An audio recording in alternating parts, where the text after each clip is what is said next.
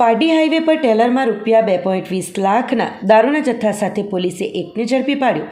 પોલીસે દારૂનો જથ્થો, ટેલર, મોબાઈલ સહિત કુલ 32.25 લાખનો મુદ્દામાલ કબજે કર્યો।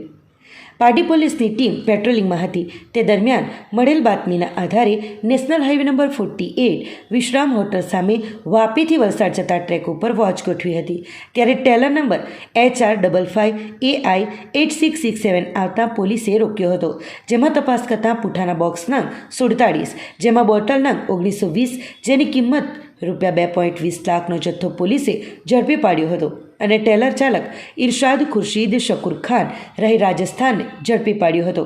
આ દારૂના જથ્થા અંગે પૂછપરછ કરતાં ભિલાડ બોર્ડરથી માહી નામની મહિલાએ ભરાવી આપી સુરત ખાતે ફાતિમા નામની મહિલાને પહોંચાડવાનું હોવાનું કબૂલ્યું હતું, જે બંને મહિલાના પૂરા નામ સરનામાની ખબર નથી। બંનેને વોન્ટેડ જાહેર કરવામાં આવ્યા હતા।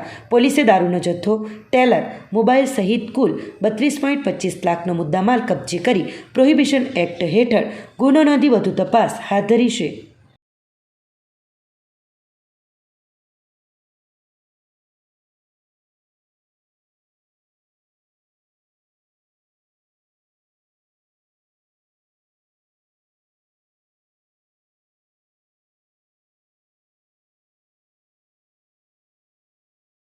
આપણી સંકલ્પ ન્યૂઝ ચેનલને સબસ્ક્રાઇબ અને લાઇક કરો, બેલ આઇકન દબાવો જેથી આવનાર ન્યૂઝ અપડેટ્સની નોટિફિકેશન આપના મોબાઈલ પર સૌથી પહેલાં પહોંચે। Like, subscribe and share the video.